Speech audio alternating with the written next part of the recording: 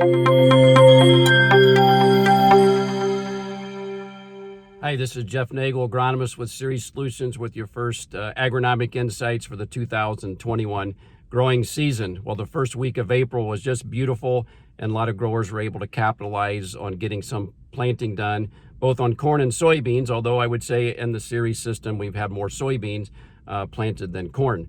We've looked at some of those plantings, and both on the corn and soybean side, and they have germinated and look good so far. So off to a good start, and hopefully we'll get those out of the ground.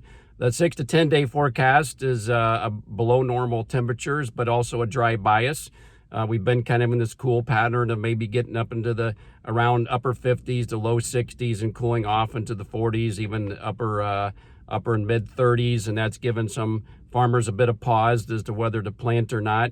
Observationally over the years, when we have cool and dry soils and planting conditions are excellent and we're getting sunshine, generally those turn out pretty good, and we don't have a lot of replant situations. It's normally when we have a rainfall event somewhere around the time of planting or saturated soils and the cold that goes with it. So you just got to be paying attention to the forecast.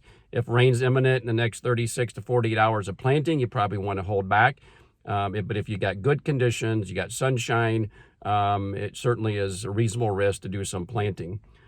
As we take a look at the winter wheat, a lot of it's doing pretty well. We had a bit of a cold weather injury 10 to 14 days ago on leaf tips, but that's growing out of it. Most of the wheat is in peak stage 5 and then moving into 6. 6 is jointing stage, so once you're jointing, you've got to watch herbicides like 2,4-D. But a lot of the herbicide applications should be kind of on the downhill side on wheat as the winter weeds are flowering and they're more difficult to get controlled. Speaking of winter weeds, you can certainly tell the fields that had fall herbicide programs applied. There's a lot of fields that are purple with purple dead nettle and henbit, and we got a lot of other weeds that are starting to flower. So if you've never done a fall herbicide program, just pay attention this year. You can kind of pick out the fields that have been done, and that really makes life going into spring easier. So might put that on your radar for the fall of 2021.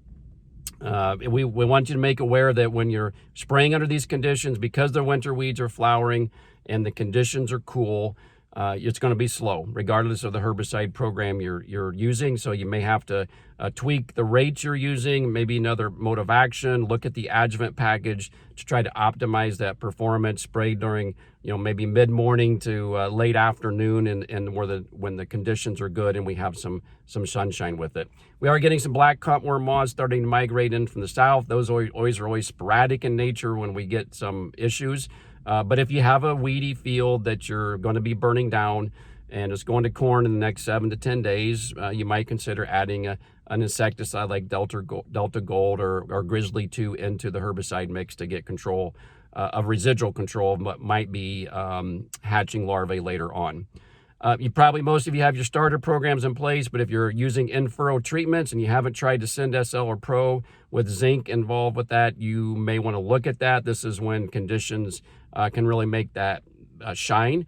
So consider adding those into your in-furrow treatment. Ascend being a growth regulator can help get early establishment going under these cooler type conditions. So as we finish up finalizing some fine details right here at the end, visit with your Ceres Solutions retail location, fine-tune those burn down programs, any starter tweaks you need to make, any insecticide tweaks you need to make, and good luck on those planting decisions.